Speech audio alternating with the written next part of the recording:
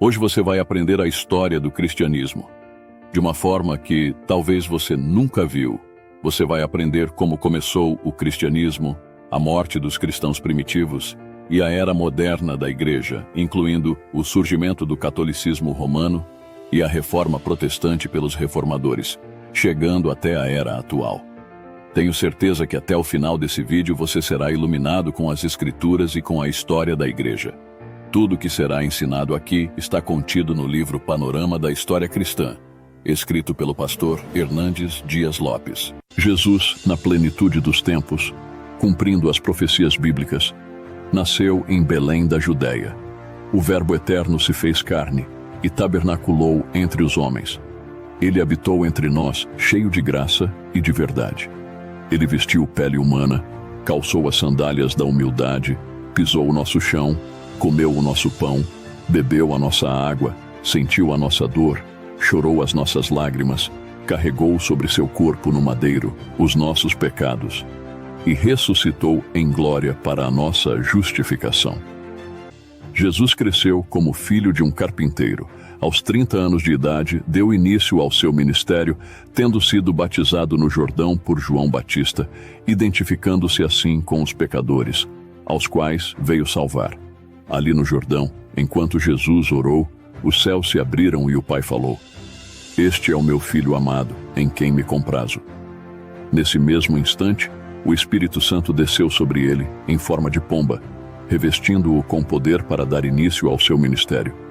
Do Jordão, Jesus foi conduzido ao deserto pelo Espírito Santo, onde jejuou por 40 dias e 40 noites, tempo em que foi tentado pelo diabo.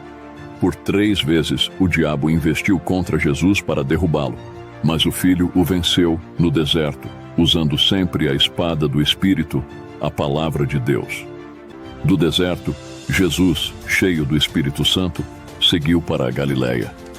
Chegando a Nazaré, onde viveu a maior parte da sua vida terrena, entrou na sinagoga, tomou o rolo do livro de Isaías e leu: "O Espírito do Senhor está sobre mim, pelo que me ungiu para pregar, para curar e para libertar." Jesus chamou 12 homens, aos quais deu o nome de apóstolos, investindo a maior parte do seu tempo para treiná-los e discipulá-los. Jesus andou por toda parte fazendo o bem e libertando todos os oprimidos do diabo.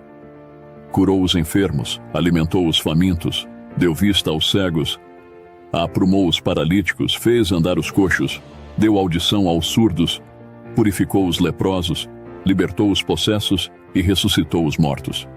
Foi a suprema revelação de Deus aos homens.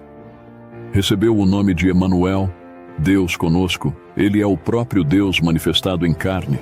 Jesus veio com uma missão definida: morrer por todos aqueles que o Pai lhe deu. Ele nasceu para morrer. Ele morreu para que pudéssemos viver.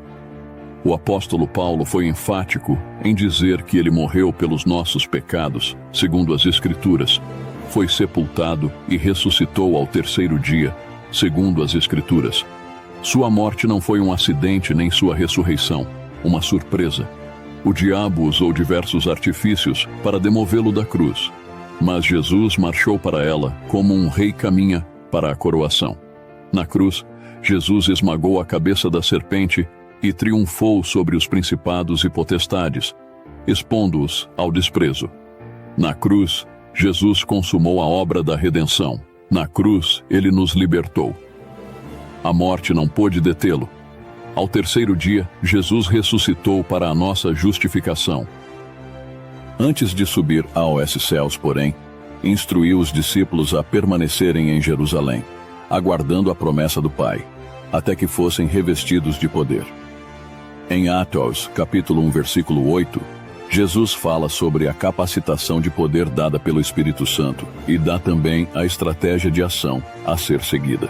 Ser testemunha tanto em Jerusalém, como em toda a Judéia, Samaria e até os confins da terra. Depois do Pentecostes, a igreja explodiu em Jerusalém, num crescimento espantoso. Multidões eram convertidas e agregadas a ela. O crescimento e a expansão da igreja de Jerusalém são registrados por Lucas até o capítulo 7 do livro de Atos. Como a igreja ainda estava limitada à Judéia, Deus enviou uma perseguição contra ela, e os crentes foram dispersos, levando a palavra por onde iam. Assim é que Filipe chegou a Samaria, quebrando os muros de inimizade e pregando ali o evangelho com poder. O povo se alegrava ao ouvir e ver as coisas que Deus fazia por intermédio de Filipe.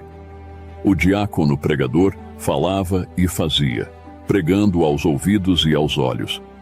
Pela imposição de mãos dos apóstolos Pedro e João, os samaritanos também receberam o Espírito Santo. O evangelho se espalhou para além das fronteiras de Israel, com a conversão do perseguidor da igreja, Saulo de Tarso, no caminho de Damasco. Mais tarde, uma igreja gentílica, a igreja de Antioquia da Síria, tornou-se a mãe das missões transculturais. Depois disto, Barnabé e Saulo partiram para a primeira viagem missionária nas regiões da Galácia, passando por Perge, Derbe, Icônio e Listra, estabelecendo igrejas e constituindo presbíteros.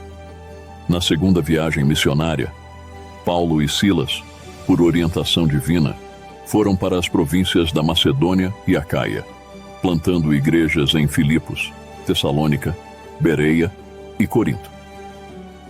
De Antioquia da Síria, Paulo escreveu a carta aos Gálatas, Corinto e as duas cartas para os Tessalonicenses. Na terceira viagem missionária, Paulo visitou a província da Ásia Menor, permanecendo 3 anos em Éfeso, a capital da província, de onde escreveu as duas cartas à igreja de Corinto. Nessa cidade cosmopolita, de mais de 300 mil habitantes, havia o templo da deusa Diana, um palácio de mármore, 4 vezes maior do que o Partenon de Atenas, uma das 7 maravilhas do mundo antigo. Nos anos que Paulo passou na capital da Ásia Menor, igrejas foram plantadas em toda a província. Em virtude da fome que assolou o mundo no tempo do imperador Cláudio, os judeus foram expulsos de Roma conforme registrado no livro de Atos, capítulo 18, versículo 2. Paulo então faz uma grande coleta entre as igrejas gentílicas para levar aos pobres da Judéia. Ao embarcar rumo a Jerusalém, comunicou aos presbíteros de Éfeso que de cidade em cidade o que lhe aguardava eram cadeias e tribulações. Não obstante, não levava em conta sua própria vida para cumprir seu ministério de anunciar o evangelho da graça de Deus. Antes de embarcar para Jerusalém, escreveu sua mais robusta epístola, a carta aos Romanos, onde compartilhou seu desejo de visitar a capital do império e repartir com a igreja a palavra, sendo por ela enviado até a Espanha. Mesmo levando significativa ajuda financeira aos pobres da Judéia, Paulo foi preso em Jerusalém e dali transferido para Cesareia, onde foi acusado durante 2 anos pelos judeus, sob a égide dos governadores Félix e Festo. Paulo, usando os privilégios de sua cidadania romana, optou por ser julgado em Roma. Mas, a partir do ano 64, a perseguição à igreja, em vez de ser religiosa, passou a ser política. E Paulo retornou à prisão, sendo encerrado numa masmorra, um porão subterrâneo, escuro, úmido e insalubre. No dia 17 de julho do ano 64, a cidade de Roma, com mais de 1 milhão de pessoas, foi incendiada. Nero, o imperador, vestido de ator, subiu para o alto da Torre de Mecenas, de onde assistiu ao espetáculo horrendo das chamas devorando a cidade. Foram 7 noites e 6 dias de incêndio. Quando as chamas apagaram, 70% da cidade estava destruída. Dos 14 bairros de Roma, 10 deles foram devastados pelas chamas. Os 4 bairros restantes, densamente povoados por judeus e cristãos, deram a Nero um álibi para colocar a culpa do incêndio de Roma nos cristãos. Começa então uma brutal perseguição à igreja. Faltou madeira para fazer cruz, tamanha a quantidade de crentes crucificados. Os crentes eram amarrados em postes, cobertos de piche e queimados vivos, para iluminar as noites de Roma. Foi um verdadeiro massacre. Foi no governo de Nero que o apóstolo Paulo foi preso e degolado. Também foi no seu governo que Pedro foi crucificado, conforme a profecia de Jesus. Muitas foram as atrocidades e os crimes bárbaros que se praticaram contra os cristãos nessa época.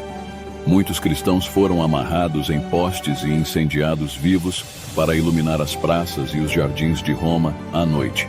Outros, segundo o historiador Tácito, foram lançados nas arenas, enrolados em peles de animais, para que cães famintos os matassem a dentadas. Outros ainda foram lançados no picadeiro para que touros enfurecidos os pisoteassem e os esmagassem. A loucura de Nero só não foi mais longe porque boa parte do império se rebelou contra ele e o Senado romano o depôs. Desesperado, sem ter para onde ir, Nero suicidou-se. No ano 66, explodiu uma rebelião dos judeus em Cesareia Marítima. Uma sinagoga judaica fora profanada, e os zelotes, que nunca foram favoráveis ao governo de Roma em Israel, rebelaram-se. Roma manda para lá o general Tito a fim de estancar a rebelião. A rebelião tornou-se mais e mais agitada. No ano 70, Tito cercou Jerusalém, derrubou seus muros, destruiu o templo, passou a fio de espada milhares de judeus e promoveu a maior dispersão de judeus de todos os tempos, cumprindo a profecia de Jesus Cristo proferida no Monte das Oliveiras. Foi um massacre sangrento. Cerca de 40 anos antes, judeus enlouquecidos haviam pedido, às barras do tribunal de Pilatos, que o sangue de Cristo caísse sobre eles e seus filhos. Sob o exército de Tito, judeus e cristãos foram esmagados sem piedade. Faltou madeira para crucificar tanta gente. Correu na cidade um rio de sangue. Milhares morreram de fome, outros foram devorados à espada. Os judeus foram expatriados por toda a face da terra, vendidos como mercadoria sem valor.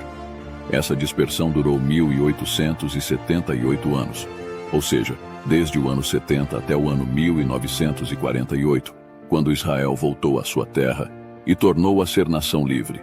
Ainda no ano 70, o imperador Vespasiano inaugurou o Coliseu em Roma, e na festa de inauguração, que durou 100 dias, mais de 10.000 cristãos foram mortos pelas espadas dos gladiadores e pelos leões esfaimados da Líbia, servindo de espetáculo a uma multidão sanguessedenta.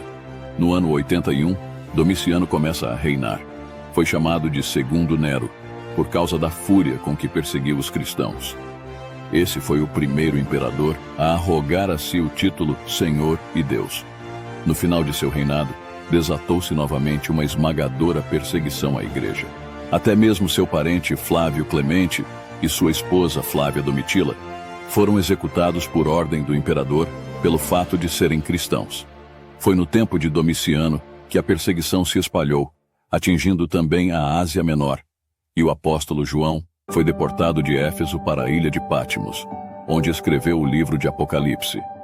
Por volta do ano 155, houve o martírio de Policarpo. Os cristãos que recusavam servir aos deuses do panteão romano eram castigados severamente. Policarpo foi apanhado e aplicaram-lhe os mais dolorosos castigos. Ele, firme e resoluto, suportou todo o sofrimento. O juiz instou com ele para que jurasse pelo imperador e maldissesse a Cristo para ficar livre. Mas Policarpo, com bravura, respondeu: Vivi 86 anos servindo a Cristo e nenhum mal ele me fez. Como poderia eu maldizer ao meu rei que me salvou? Quando finalmente o juiz o ameaçou, primeiro com feras e depois a ser queimado vivo, Policarpo respondeu que o fogo que o juiz podia acender duraria somente um momento, mas o fogo do castigo eterno jamais se apagaria. Atado já em meio à fogueira, antes que as chamas o devorassem, ergueu placidamente os olhos aos céus e agradeceu o privilégio de morrer como mártir. No ano 161, Marco Aurélio assumiu o trono, governando até o ano 180. No seu reinado, houve dura perseguição aos cristãos, por causa da tenacidade com que recusaram dobrar-se aos deuses pagãos. Um dos martírios que mais causou impacto em Roma foi o da viúva Felicidade e seus 7 filhos. Ela e sua família foram denunciadas a público para o prefeito da cidade, que com ameaças procurou induzi-la a renegar Cristo. Ela corajosamente declarou que o prefeito estava perdendo seu tempo. Mesmo sob assombrosas ameaças, ela lhe disse: Viva, eu te vencerei. Se me matares em minha própria morte, vencer-te-ei ainda mais. O prefeito passou a intimidar seus filhos, mas ela os exortou a enfrentar com coragem a própria morte. Permaneceu como heroína ao lado deles e viu como o filho mais velho foi barbaramente espancado até morrer. Os 2 seguintes foram golpeados com clavas até morrerem. O 4º filho foi jogado num grande despenhadeiro. Os outros 3 foram decapitados. Então Felicidade, no meio de seus mortos, glorificou a Deus por ter lhe dado 7 filhos dignos de sofrer por Cristo. Por fim, depois de prolongada e cruel tortura, ela também foi decapitada. Nesse tempo também foi martirizado Justino, um dos maiores pensadores cristãos de todos os tempos. Milhares de cristãos foram presos, asfixiados e assassinados com requintes de crueldade. Um dos exemplos mais dramáticos foi o de Blandina. Essa frágil mulher demonstrou descomunal firmeza ante o suplício. Sua resistência foi um verdadeiro milagre. Os verdugos que a torturavam precisaram revezar-se. As feras recuaram ao olhar para ela. Encerraram-na no cárcere novamente, com o corpo dilacerado. Enfim, levaram-na para ser torturada publicamente de diversas maneiras. Açoitaram-na, fizeram-na ser mordida por feras e, em seguida, obrigaram-na a assentar-se sobre um ferro em brasas. Como ela ainda permanecia firme em sua fé, amarraram-na em uma rede para que um touro enfurecido a chifrasse. De sua boca ainda saíam louvores ao nome de Jesus. Então, as autoridades ordenaram que ela fosse decapitada. Nos albores do 3º século, o imperador Septímio Severo, com o propósito de consolidar o poder de Roma, propôs deter o avanço do judaísmo e do cristianismo. Consequentemente, proibiu, sob pena de morte, qualquer conversão ao judaísmo e ao cristianismo. Todo cristão que se negasse a sacrificar aos deuses sofreria condenação sumária e inapelável. O edito, proclamado no ano 202, marcou o início de um novo fato na história das perseguições. Foi nessa época que Ireneu foi martirizado, e milhares de cristãos selaram sua fé com o próprio sangue. Foi também nesse tempo que Perpétua, mulher jovem e de boa posição social, amamentando seu filhinho, sofreu com rara bravura o martírio. Seu pai tentou convencê-la a abandonar a Cristo e poupar sua vida. Ela recusou terminantemente. Quando os carcereiros a viram queixar-se das dores de parto, pois dera à luz na prisão, perguntaram como teria coragem de enfrentar as feras. Ela respondeu: Agora os meus sofrimentos são só meus. Quando tiver de enfrentar as feras, Jesus sofrerá por mim, posto que estarei sofrendo por ele. Após ter a carne rasgada pelos chifres de uma vaca furiosa, disse: Este não é um momento de luto, mas de glória. No ano 249, Décio cingiu-se com a púrpura imperial, disposto a restaurar a velha glória de Roma. A economia do império estava em crise e as tradições em baixa. O povo havia abandonado o culto de seus deuses. O imperador acreditava que, se todos os súditos do império voltassem a adorar os deuses, estes voltariam a favorecer o império. Este foi o cerne da política de Décio.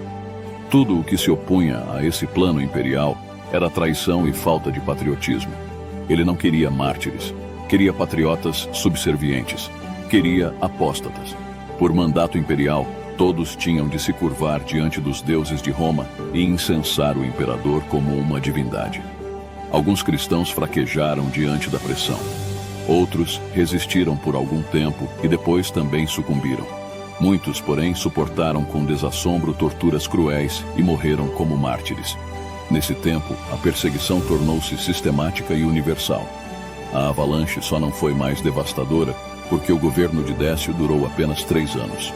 Entretanto, foi no fim do 3º século que desabou sobre a Igreja a maior e mais perversa perseguição, sob o governo de Diocleciano.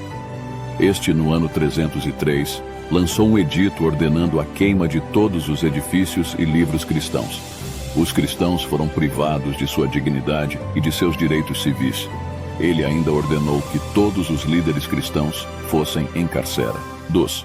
Presos os líderes, todos os cristãos deveriam, sob pena de morte, sacrificar aos ídolos de Roma. Assim, por causa de sua fé, os cristãos sofreram torturas e suplícios horrendos. Essa brutal e sangrenta perseguição só teve fim com a promulgação por Galério do Edito de Tolerância, no dia 30 de abril do ano 311. Logo foram abertos os cárceres e as pedreiras, e deles brotou uma torrente humana de pessoas aleijadas, arrebentadas e tortas, mas exultantes e com a face brilhando de fulgor pela glória de Deus. Apenas no ano 313, Constantino proclamou o Edito de Milão, fazendo cessar a perseguição aos cristãos e devolvendo-lhes igrejas, cemitérios e outras propriedades que haviam sido confiscadas. Assim terminou o período de tirania e truculência. Contudo, mesmo sob a chibata e a espada, a igreja cresceu. Como disse Tertuliano, o sangue dos mártires tornou-se a seiva para a sementeira do Evangelho.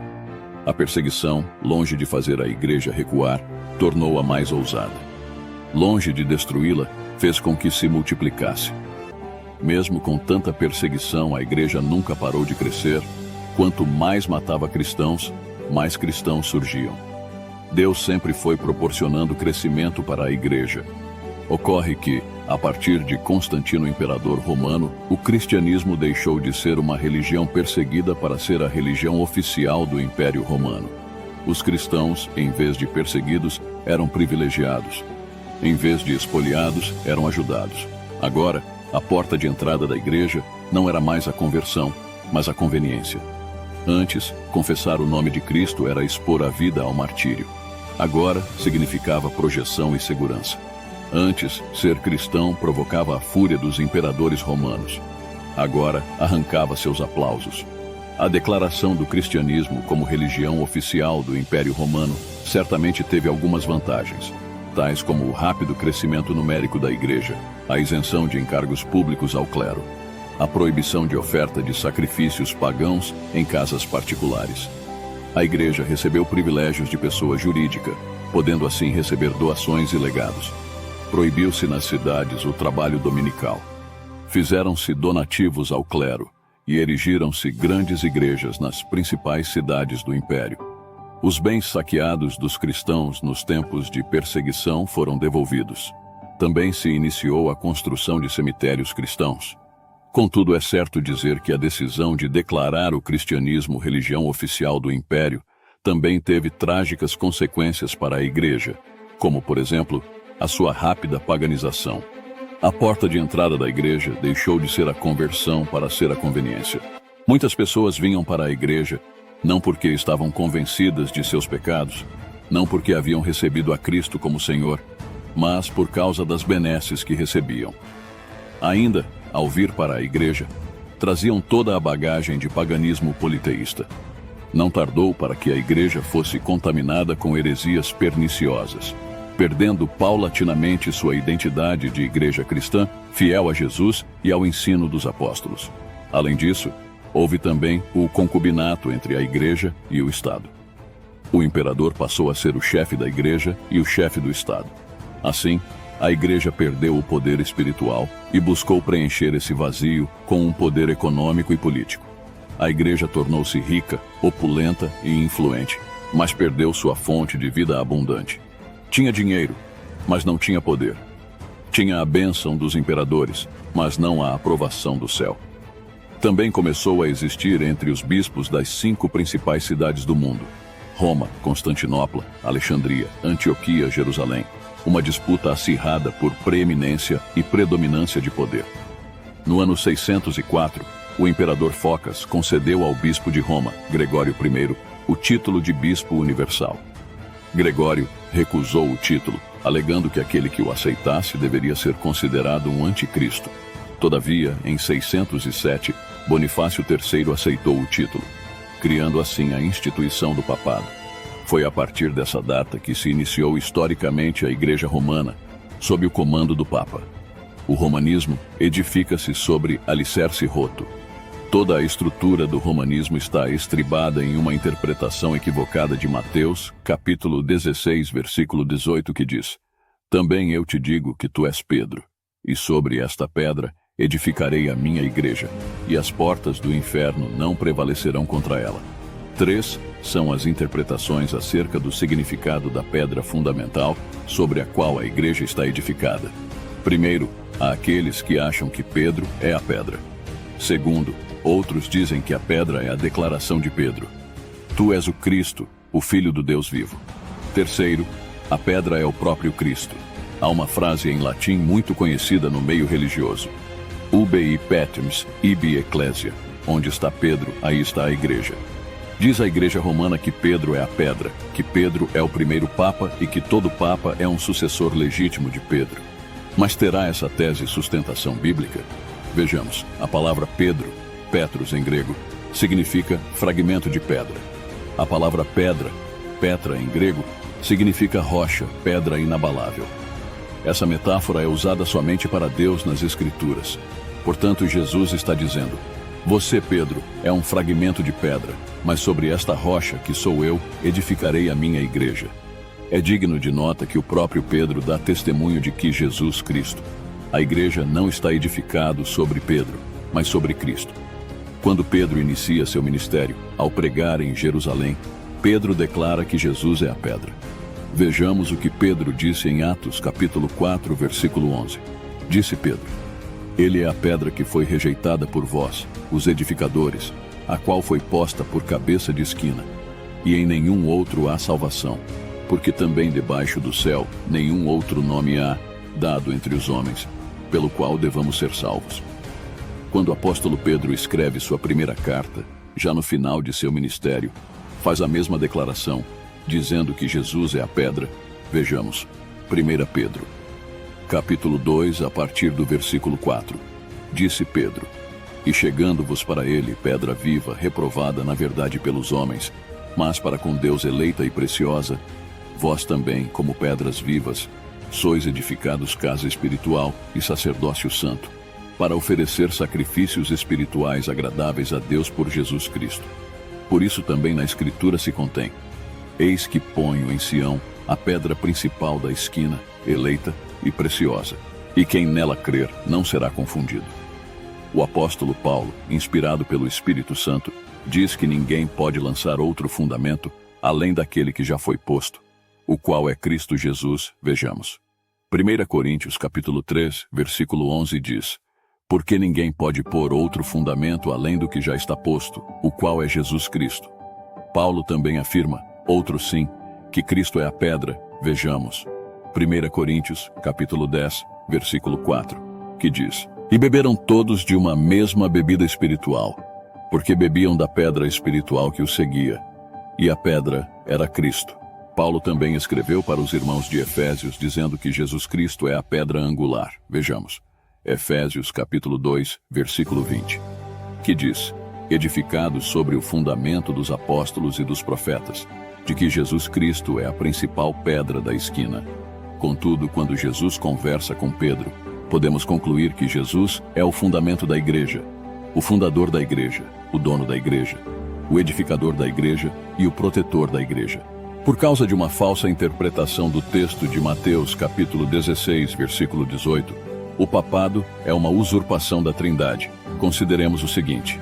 Primeiro, ele usurpa o lugar de Deus Pai. Ao receber o título de Papa, Pai, o Papa se autodenomina Pai da cristandade.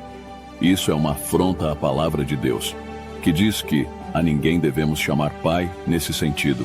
Vejamos Mateus capítulo 23, versículo 9. E a ninguém na terra chameis vosso Pai, porque um só é o vosso Pai, o qual está nos céus. Segundo, ele usurpa o lugar de Jesus Cristo. O Papa usurpa o lugar do Filho de Deus, e isso de três maneiras. Primeiro, quando ele se auto-intitula pedra fundamental da igreja. A pedra é Cristo, como já mencionei. Segundo, quando ele se declara o cabeça e chefe da igreja militante, triunfante e purgante. A igreja só tem um cabeça, Jesus Cristo. Terceiro, quando ele se define como o sumo pontífice. Esse termo vem do latim e significa supremo construtor de pontes, ou seja, supremo mediador. A Bíblia é clara em afirmar que Jesus é o único mediador entre Deus e os homens. Vejamos.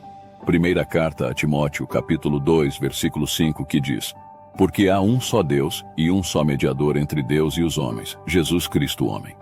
Jesus também foi enfático ao dizer: Eu sou o caminho, e a verdade e a vida.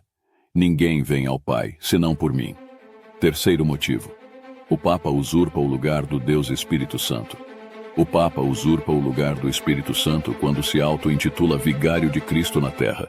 A palavra vigário significa substituto. O substituto de Cristo não é um homem, não é um apóstolo, muito menos o Papa, mas o Espírito Santo. Vejamos. E eu rogarei ao Pai, e ele vos dará outro Consolador, para que fique convosco para sempre. O Espírito de verdade, que o mundo não pode receber, porque não o vê nem o conhece. Mas vós o conheceis, porque habita convosco e estará em vós. Além de uma exegese vulnerável, o romanismo lançou mão de documentos espúrios para consolidar a instituição do papado. O cânon niceno reconhecia a paridade de jurisdição de Alexandria, Antioquia e Roma. Porém, apareceu mais tarde uma tradução latina com o título Roma sempre teve o primado. Nicolau I fortaleceu o papado em 853 anos, com vários documentos falsos e forjados, procurando provar que se tratava de uma instituição que remonta a tempos apostólicos. Incorporados ao direito canônico, esses documentos foram usados por 600 anos como prova máxima da supremacia papal sobre a Igreja e o Estado. Segundo tais documentos espúrios, a Sé Romana é a cabeça, o coração, a mãe e a cúpula de todas as igrejas, e não está sujeita a tribunal algum. O catolicismo foi elevado a uma posição de poder mundial, com as doações de terras à Igreja por Carlos Magno no ano de 774, surgindo assim o Sacro Império Romano sob a autoridade do Papa Rei, que durou 1100 anos. Na hora da morte, Carlos Magno arrependeu-se de doar territórios aos papas. O papado esteve 70 anos em Avignon, na França. Voltou a ocupar o Vaticano no ano de 1377, trazido por Gregório XI. Vítor Emanuel derrotou as tropas do Papa, pondo fim ao Sacro Império Romano no dia 20 de setembro de 1870. Os papas ficaram confinados no Vaticano até o ano de 1929, quando Mussolini e Pio, no Tratado de Latrão, legalizaram o Estado religioso do Vaticano. Além de usurpar o lugar da Trindade, os papas, muitas vezes, lutaram com mão de ferro para perseguir aqueles que professavam uma fé genuína nas Escrituras, assim como os fariseus na época de Jesus. No ano 1208, exterminaram os cristãos albigenses na França. Na Espanha, foram mais de 300.000 martirizados e mais de 2 milhões banidos. Carlos I, do ano 1500 a 1550, eliminou, por ordem do Papa, 50.000 cristãos alemães. Por uma questão pedagógica, podemos dividir a história da Igreja em períodos distintos. O primeiro deles vai do século I ao século V e pode ser classificado como o período da patrística ou dos pais da Igreja. Tivemos nesse período homens piedosos que viveram com poder a vida cristã. Entre eles, citamos Inácio, Policarpo, Justino, Orígenes, Ireneu, Clemente de Alexandria, Tertuliano e Agostinho. Na época dos pais da Igreja, tivemos o importante período dos grandes concílios, basicamente empenhados em grandes batalhas cristológicas. No ano 325, aconteceu o primeiro concílio geral da Igreja, quando Atanásio refutou as ideias heréticas de Ário, reafirmando a doutrina insofismável da divindade de Cristo. No ano 381, no Concílio de Constantinopla, a Igreja reafirmou a doutrina da perfeita humanidade de Cristo. No Concílio de Calcedônia, no ano de 451, a Igreja reafirmou que Jesus Cristo é verdadeiramente Deus e verdadeiramente homem, segundo a divindade, consubstancial com o Pai, segundo a humanidade, consubstanciai a nós. Ali ficava confirmada a doutrina da natureza teantrópica, ou seja, a natureza divino-humana de Jesus Cristo. Foi, porém, no ano 416, no Sínodo de Cartago, que o maior expoente da Igreja nesse período, Agostinho de Hipona, derrubou uma das grandes heresias que graçavam na Igreja, disseminada por Pelágio. Pelágio pregava que Adão fora criado mortal, que o pecado de Adão só havia contaminado a si próprio e não a raça humana, que as crianças estão no mesmo estado de Adão antes de pecar e que o homem tem pleno poder de observar a lei. Agostinho, firmado na palavra de Deus, reafirmou a doutrina bíblica da depravação total do homem e de sua absoluta incapacidade em ser salvo sem a operação soberana da graça de Deus. Chamo a atenção para o fato de que nem sempre a decisão conciliar de uma igreja resolve o problema efetiva e eficazmente nas bases. No Concílio de Nicéia, no ano 325, Atanásio triunfou sobre as teses heréticas de Ário, reafirmando que Jesus Cristo é coigual, coeterno e consubstancial com o Pai. Mas o que se vê depois é o ressurgimento e a propagação da heresia ariana no meio da igreja. O próprio imperador Constantino, mais tarde, curva-se aos postulados de Ário. Um segundo período na história da igreja vai do século V ao século XV, também chamado de Idade Média, Escolástica ou Idade das Trevas. Nesse milênio tenebroso, a palavra de Deus permaneceu inacessível ao povo. Foi um tempo de ascensão e fortalecimento do papado. O Papa tornou-se soberano na economia, na política e na religião. A igreja corrompeu-se e apartou-se da simplicidade e pureza do Evangelho. Heresias gritantes foram introduzidas na igreja, tais como a oração pelos mortos, o sinal da cruz, o uso de velas, a veneração dos anjos e santos falecidos, o uso de imagens de escultura como objetos de veneração, a missa como sacrifício incruento de Cristo, a exaltação de Maria como Mãe de Deus, imaculada, intercessora, mediadora, corredentora, Rainha do céu, a extrema unção, o purgatório, a adoração da cruz, de imagens e relíquias, a água benta, a canonização dos santos mortos, o celibato, o rosário, a Inquisição, a venda de indulgências, a transubstanciação, a confissão auricular, a adoração da hóstia, a proibição da Bíblia aos leigos, a proibição do cálice ao povo na comunhão, a doutrina dos 7 sacramentos e muitos outros desvios doutrinários. Esse, sem dúvida, foi um tempo de ignorância espiritual, trevas espessas e declínio vertiginoso, em que a igreja passou a ser guiada por homens ímpios e por teologias forâneas às Escrituras. O estado de decadência e apostasia da igreja exigia uma reforma. Foi o que Deus preparou. Muitas vezes, quando os homens pensam que a igreja está falida, arruinada, reduzida a cinzas, o Senhor olha do céu, sopra sobre ela um alento de vida e coloca seu povo de pé. Ele sempre continua soprando seu espírito no vale de ossos secos, levantando daí um exército. Na verdade, Deus nunca deixa de ter na terra um remanescente fiel, uma lâmpada acesa na história. Há os que nunca se dobraram a Baal. Assim, começamos a ver a preparação de Deus para o maior mover do Espírito no meio da sua igreja depois do Pentecostes, desembocando na Reforma. Nos séculos XIV e XV surge, no norte da Itália, o movimento cultural da Renascença, que foi uma desvinculação da economia, das artes, da ciência, da política e da religião da tutela de Roma. O controle absoluto que a Igreja de Roma tinha foi enfraquecendo e os homens começaram a libertar-se do cativeiro da Igreja de Roma. Houve também, fruto da Renascença, uma volta aos clássicos, e assim o povo começou a estudar o Novo Testamento no grego original, verificando quantas distorções haviam sido introduzidas no cristianismo. Fato igualmente importante foi a invenção da imprensa por Johannes Gutenberg, em 1450, possibilitando a impressão de grande número de exemplares da Bíblia e outras obras escritas pelos reformadores. 5. Foram as áreas básicas que a Renascença tocou, abalando assim o domínio absoluto da Igreja e rompendo a sua tutela. Primeiro foi a economia. Até a Renascença, a Igreja Romana mantinha total controle sobre a economia.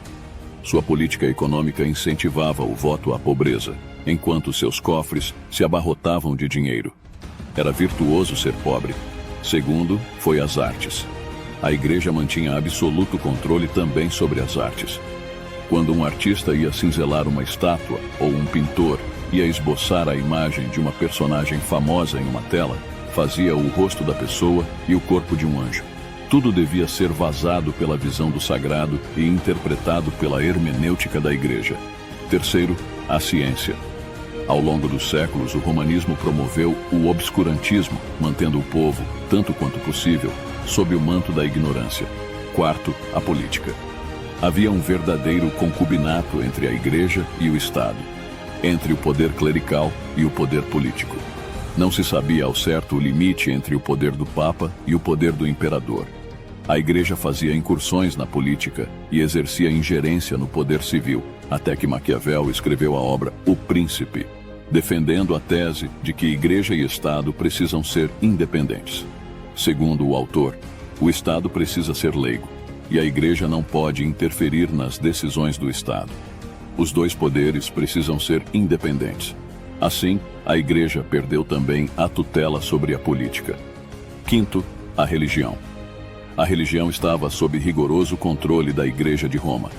A única versão disponível era a Vulgata, traduzida por Jerônimo em latim. O povo não conhecia latim, e os sacerdotes que conheciam o latim não conheciam a Bíblia. A Bíblia não era lida pelos leigos. Se alguém ousava lê-la, tinha de interpretá-la pela hermenêutica da Igreja.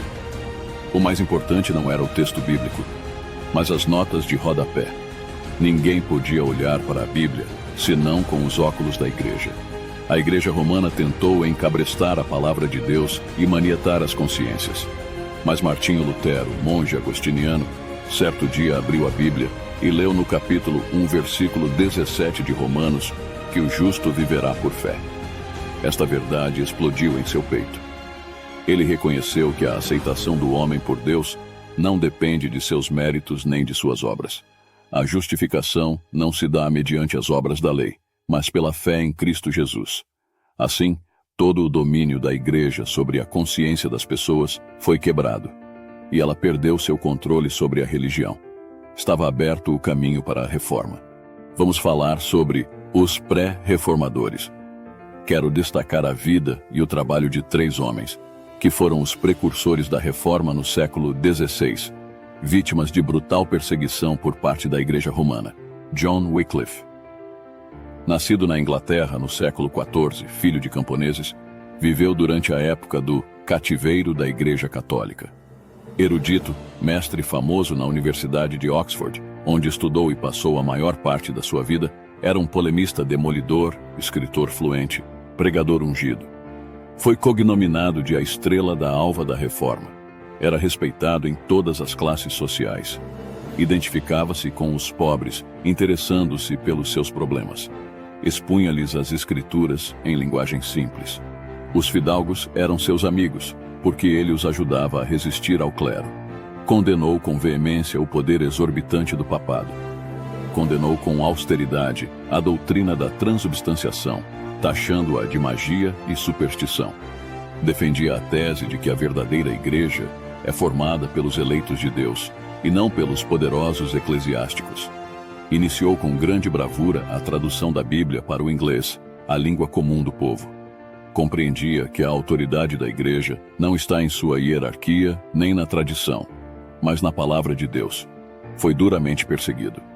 Preso vários meses em sua casa, escreveu livros que influenciaram corações. Em 1381, retirou-se para a sua paróquia em Lutterworth, onde continuou a escrever e a traduzir a Bíblia, isso até sua morte. Anos depois, no Concílio de Constança, foi condenado como herege. Seus restos mortais foram exumados e queimados, e suas cinzas foram lançadas no rio Swift. Após sua morte, seus seguidores saíram pela Inglaterra divulgando as doutrinas de Wycliffe entre o povo, condenando as heresias do romanismo e levando a cabo a tradução da Bíblia para o inglês. Jan Hus nasceu em 1370, na Boêmia, hoje República Checa, e ingressou na Universidade de Praga aos 16 anos. A partir daí, passou o restante da sua vida na capital, exceto seus 2 últimos anos de encarceramento em Constança, de onde saiu para ser queimado vivo. Em 1402, foi nomeado reitor e pregador da Capela de Belém, onde suas mensagens fervorosas e bíblicas desencadearam um movimento reformador. No mesmo ano, ocupou a reitoria da universidade, o que favoreceu o avanço dos ideais da reforma. Na sua pregação, condenava os abusos da Igreja Católica Romana e conclamava o povo a voltar-se para a Bíblia e suas verdades práticas. As obras de Wycliffe caíram nas mãos de Hus e muito o influenciaram. ele continuou a pregar com desassombro e poder. Vieram ordens expressas do Papa para que Hus deixasse de pregar, mas ele tomou a decisão de não atendê-lo e continuou pregando. Outras ordens vieram e Jan Hus não as acatou. Foi convocado para ir a Roma e, por não ter ido, foi excomungado. Jan Hus continuou pregando e defendendo que a autoridade final da Igreja é a Bíblia e não o clero. Combateu a heresia das indulgências. Foi excomungado novamente em 1412 por não ter comparecido diante da corte papal. Por causa da perseguição, precisou mudar-se para o sul da Boêmia, onde continuou a escrever e a pregar. Mais tarde foi convidado a comparecer ao Concílio de Constança para se defender. Pediram que ele se retratasse de suas doutrinas evangélicas.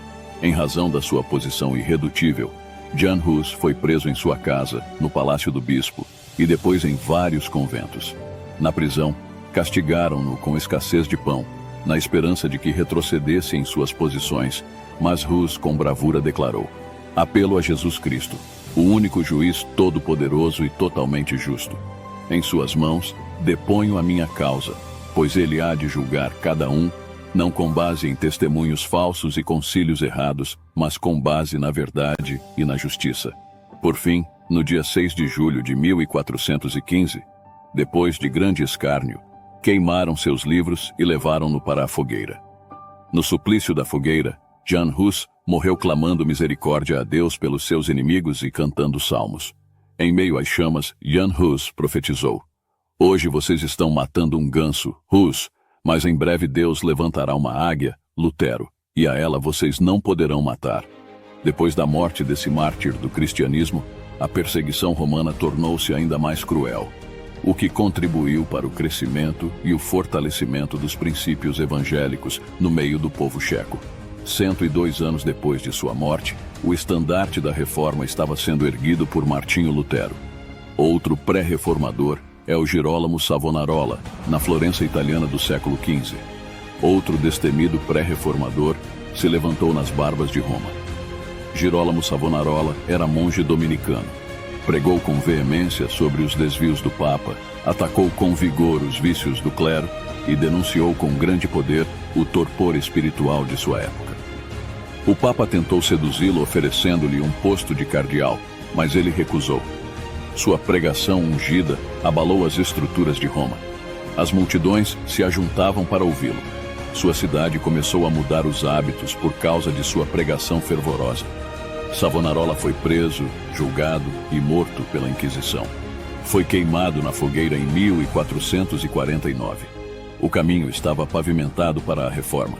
O sangue desses mártires preparou o solo para a semente da Reforma do século XVI. Foi a partir daí que começou a Reforma. A Reforma foi um movimento que visou trazer à Igreja a pureza original do cristianismo, segundo o Novo Testamento. Depois do Pentecostes, a Reforma do século XVI foi o maior movimento espiritual ocorrido dentro da Igreja. Representou uma volta à Bíblia, ao ensino dos apóstolos e, por consequência, uma rejeição total a qualquer doutrina sem base nas Escrituras.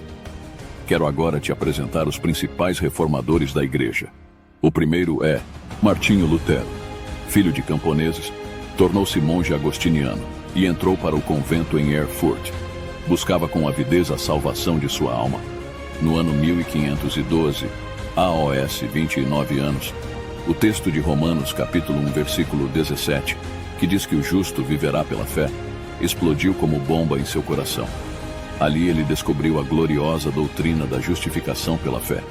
Mais tarde, quando o Papa Leão X estava construindo a Basílica de São Pedro, seu emissário Johannes Tetzel foi à Alemanha vender indulgências, que ofereciam redução das penas do purgatório. Convencido de que o tráfico de indulgências desviava o povo da verdade, oferecendo-lhe falsas esperanças, Lutero decidiu enfrentar esse abuso e no dia 31 de outubro de 1517 pregou nas portas da igreja de Wittenberg as 95 teses contra as indulgências. Estava deflagrado o movimento da Reforma. Essas teses foram um golpe no poder papal e no poder da igreja, que se desviara da fé apostólica. As teses combateram o pretenso poder da igreja de ser mediadora entre o homem e Deus, vendendo o perdão dos pecados. Lutero foi excomungado pelo Papa em 1521, em Worms, na Dieta Imperial. Sob ameaça de morte, ele defendeu sua fé diante do imperador, clérigos, nobres, condes e embaixadores. Concitado a retratar-se de suas obras, disse com coragem invulgar: "A menos que vocês me convençam pelas escrituras que eu estou errado, não me retratarei, pois não é lícito a um homem agir contra a sua consciência. Aqui me firmo e aqui me estabeleço, e que Deus me ajude." Quando saiu da Dieta de Worms, Lutero foi raptado pelos seus aliados e levado para um castelo, onde ficou mais de 10 anos, atrás de um biombo, trabalhando duramente na tradução do Novo Testamento para a língua alemã. A partir daí, o Evangelho passou a ser pregado na língua do povo. Nos púlpitos e nos bancos das igrejas, havia cópias da Bíblia traduzida por Lutero. Cantavam-se por toda a Alemanha hinos evangélicos e salmos, muitos dos quais escritos pelo próprio Lutero. Dentro de 30 anos, a igreja cristã na Alemanha tinha sido reformada, como ninguém jamais poderia ter sonhado.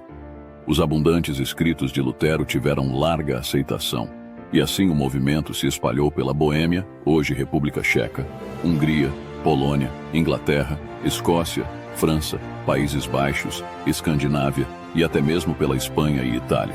Ulrico Zwinglio, reformador suíço, o trabalho de Zwinglio se desenvolveu em Zurique, na Suíça. Suas principais defesas eram o sacerdócio de todos os cristãos, a salvação pela fé em Cristo e não pelas obras exigidas pela Igreja, a autoridade suprema da Bíblia acima da Igreja Papal. Zwinglio também combateu com tenacidade o primado do Papa, a missa e o celibato do clero. João Calvino foi o grande cérebro da Reforma e o sistematizador das doutrinas reformadas.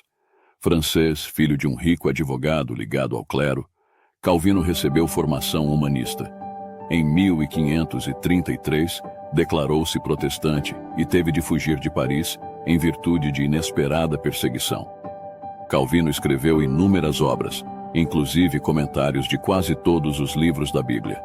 Aos 26 anos, escreveu a principal obra da Reforma, As Institutas da Religião Cristã, até hoje marco e referencial da teologia reformada em todo o mundo.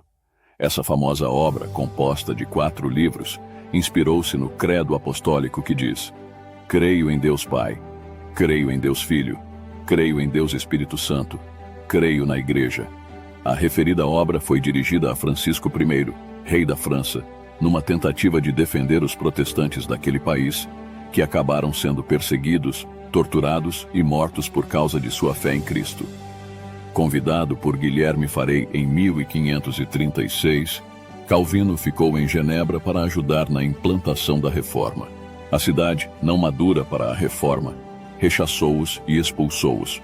Calvino passou 3 anos em Estrasburgo, como pastor de uma igreja de protestantes franceses. Em 1545, voltou a Genebra, a pedido das autoridades religiosas, pois a cidade se corrompia galopantemente. Calvino realizou uma extraordinária obra de pregação, ensino, disciplina e educação do povo, transformando Genebra numa verdadeira maquete do reino de Deus na terra e num grande celeiro de missionários para o mundo, inclusive enviando em 1557, a pedido de Villegagnon, 14 missionários para o Brasil, 5 dos quais foram mortos com requintes de crueldade, tornando-se os primeiros mártires do protestantismo em terras brasileiras. A influência de Calvino como teólogo e pensador extrapolou os horizontes da Igreja e tem seus reflexos até hoje na história. Ele influenciou a economia com o seu humanismo social e também a educação ao criar um sistema educacional de primeira ordem. Seus planos resultaram no estabelecimento de um sistema escolar livre e completo, culminado pela Academia, instituição de grau universitário, no qual não faltava o curso de teologia. John Knox é chamado de pai do presbiterianismo.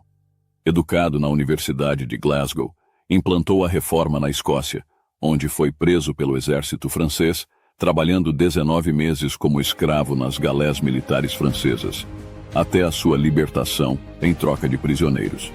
Eduardo VI, rei da Inglaterra, ofereceu-lhe o bispado de Rochester, mas ele recusou, preferindo ser um capelão real. Com a ascensão de Maria Tudor, cognominada Maria, a Sanguinária, ao trono inglês, Knox fugiu da Inglaterra, indo pastorear um grupo de exilados em Frankfurt. John Knox também esteve com Calvino, em Genebra. Em 1559, com a morte de Maria Tudor, ele voltou à Escócia e trabalhou arduamente para implantar a reforma no seu país. Em noites de vigília e oração, clamava: ó Deus, dá-me a Escócia para Cristo, senão eu morro.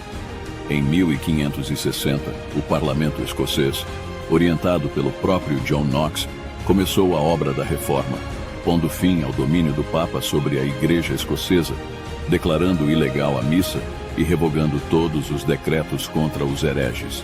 Assim, a partir de 1560, a Igreja escocesa deixou de ser católica e tornou-se presbiteriana. Espero que você tenha aprendido sobre a história do cristianismo. Tentei abordar aqui os principais fatos da história. Deixe seu comentário sobre o que você achou. Deus abençoe sua vida. Se você ainda não aceitou Jesus como seu Salvador, ainda dá tempo, arrependa-se. Ele pode mudar seu futuro, sua história. Ele pode tirar de você toda tristeza, toda solidão e te proporcionar o que você precisa. Entra no teu quarto, fecha a porta e fala com Deus. Ele vai te ouvir. Deus abençoe. Se você gostou do vídeo, não esqueça de curtir e se inscrever no canal.